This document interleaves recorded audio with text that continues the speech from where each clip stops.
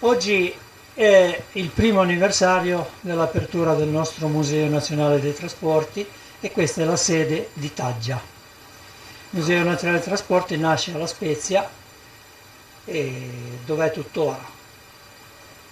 Noi siamo qui e stiamo cercando di fare un buon lavoro per la nostra cittadina, per Taggia e Arma, visto che in passato ha avuto un museo che poi è terminato male e noi abbiamo cercato di rifare un qualcosa per dare alla popolazione modo di capire che cos'è la ferrovia, con spiegazioni e tutto. Ci siamo impegnati, siamo una trentina di soci che portiamo avanti tutto questo lavoro. Abbiamo anche fatto delle innovazioni rispetto a quelli che sono i musei tradizionali, in quanto abbiamo un simulatore reale di un locomotore che ha circolato sulla nostra linea per tanti anni ed è un Caimano, sarebbe un 656. Abbiamo un simulatore attivo dove alcuni ragazzi vengono da Genova e anche da Domodossola per cercare di imparare come si guida un treno, perché hanno fatto la richiesta per poter essere assunti in ferrovia, e proprio nel campo dei macchinisti. E poi abbiamo tanti pezzi all'interno restaurati di tutti i locomotori che sono stati demoliti nel tempo.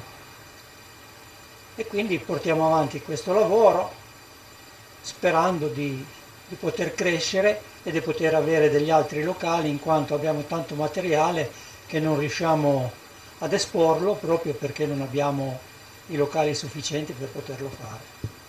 Oggi qua esposto abbiamo un carretto con, con dei fanali treno.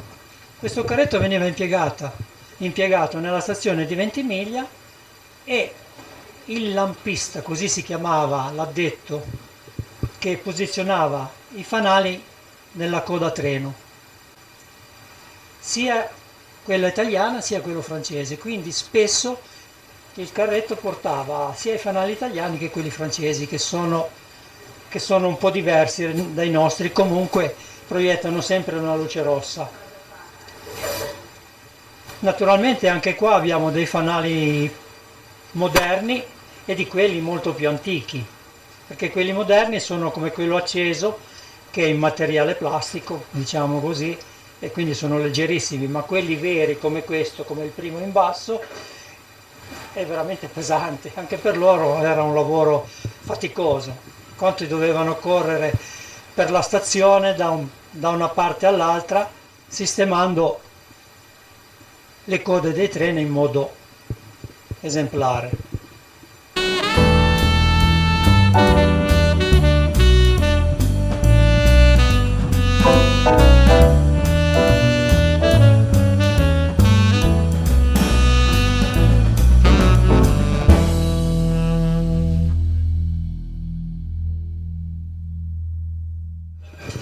Ecco qua, questo è l'interno del nostro museo, con i pannelli di una volta, dove c'era la composizione dei treni e dove i passeggeri potevano posizionarsi sul marciapiede sapendo dove trovava la giusta carrozza, sia di prima che di seconda classe, e qua è esposto. Al di sopra abbiamo dei fregi, dei locomotori ancora più antichi di quello che abbiamo parlato prima del simulatore, e sono stati restaurati da noi e nei seguenti colori, che hanno un significato, in quanto quello marrone faceva solo treni merci, quello mezzo giallo rosa lì faceva soltanto i treni navetta e gli altri due treni passeggeri. Quindi i colori hanno un significato. Qui abbiamo una foto di Sanremo, del casello.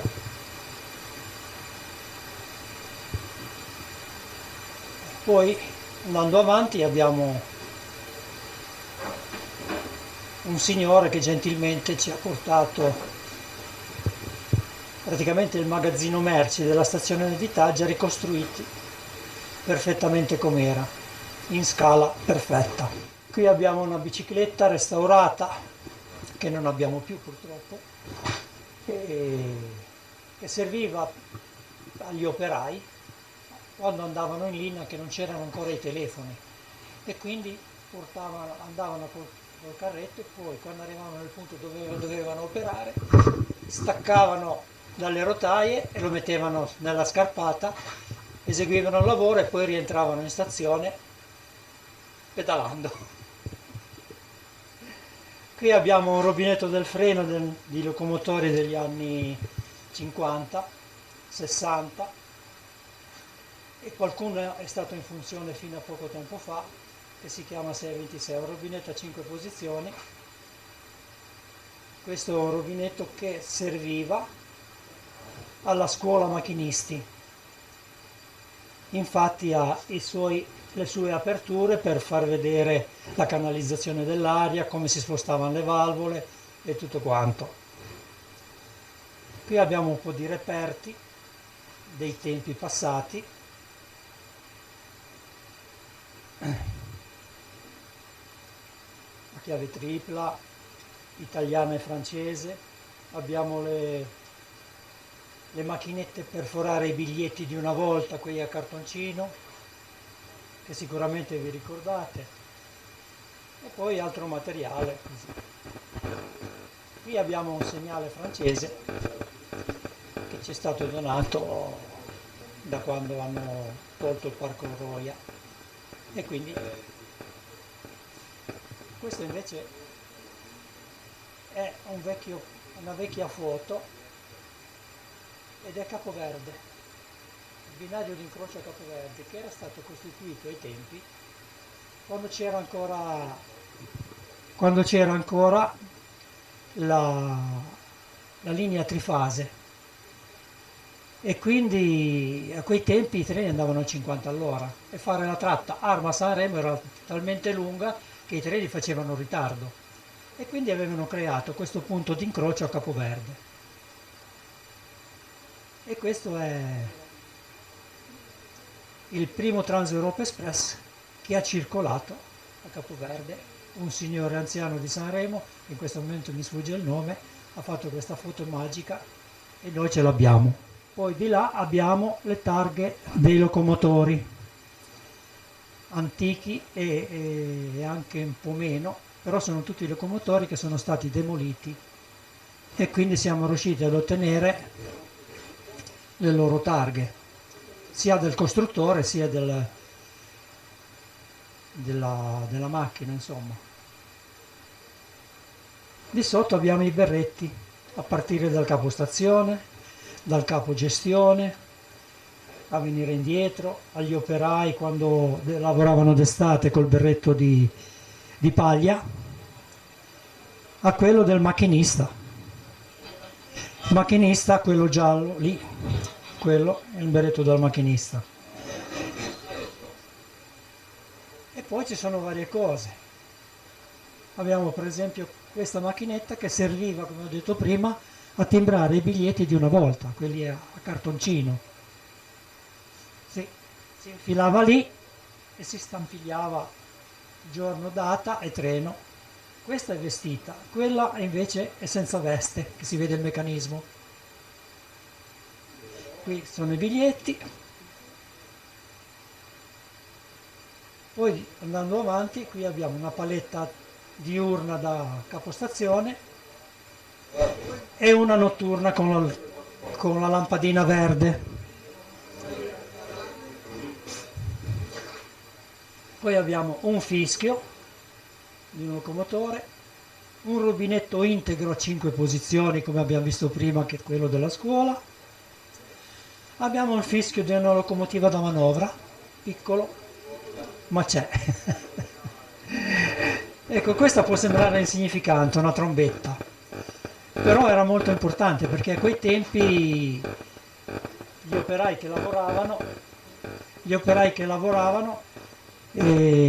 avevano questa tromba. C'era uno che faceva sicurezza, uno degli operai, con quella tromba suonava quando il treno era a vista e quindi gli operai si toglievano e lasciavano passare il treno.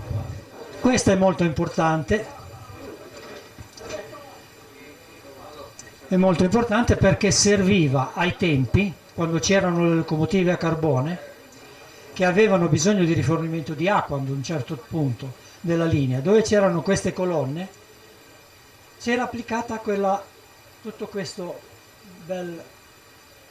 bell'affare che quando la locomotiva stava riempiendo di acqua si girava e il rosso restava sui binari per far capire che era occupato dalla macchina e quindi insomma la sicurezza anche quella. Quando si finiva, si rabboccava l'acqua, si finiva, tornava in posizione trasparente. Qui abbiamo anche, visto che siamo Museo Nazionale dei Trasporti, abbiamo anche dei pistoni, dei pullman, della Sati, un cartello della Sati dei tempi passati. Abbiamo lo stemma anche di una volta. Insomma abbiamo un po' di tutto. Qui c'è un cipo chilometrico che serviva a sapere al macchinista a che chilometro era e regolarsi per l'andamento. Qua invece abbiamo l'ultimo genio ferrovieri, cioè, perché poi da 3 anni l'hanno dismessi e quindi non ci sarà più un macchinista che ha fatto il genio ferrovieri, cioè il militare, non ci sarà più. Qui sono 2 banchi da recuperare ancora perché tempo ce ne vuole molto, e di 2,6 e 36 diciamo. Questo invece era il primo Trans-Europa Express che è circolato dalle nostre parti, che era un diesel e faceva 20 miglia a Nizza. Allora, questo è il Trans-Europa Express che è circolato tanti anni tra Milano, Sanremo e Nizza. La fortuna vuole che poco tempo fa siamo riusciti a recuperare il suo fregio. Si può vedere, diciamo che è quasi identico. Bene. Di qua abbiamo il simulatore, che adesso è molto occupato, però Chi? Ti lasci un po' guardare? Il pezzo speciale. Questo è il pezzo speciale che abbiamo qua nel museo, dove molte persone vengono ad esercitarsi, che hanno voglia di fare i ferrovieri e prevalentemente il macchinista. Adesso abbiamo uno dei soci che lo sta facendo funzionare e quindi sì, lui fa pratica in questo momento. E se uno fa un errore? Fa un errore e si interrompe tutto, come sulla macchina, realmente come era il locomotore. Naturalmente ci sono tutti gli strumenti da tenere a bada, dal volmetro di linea, batterie carica e scarica, corrente ai motori, e di là c'è un convertitore statico per trasformare la corrente a 24 volt e dare l'alimentazione a tutto il locomotore, perché era tutto in bassa tensione. Naturalmente c'era anche l'alta tensione all'interno, però noi non ci entravamo in questo.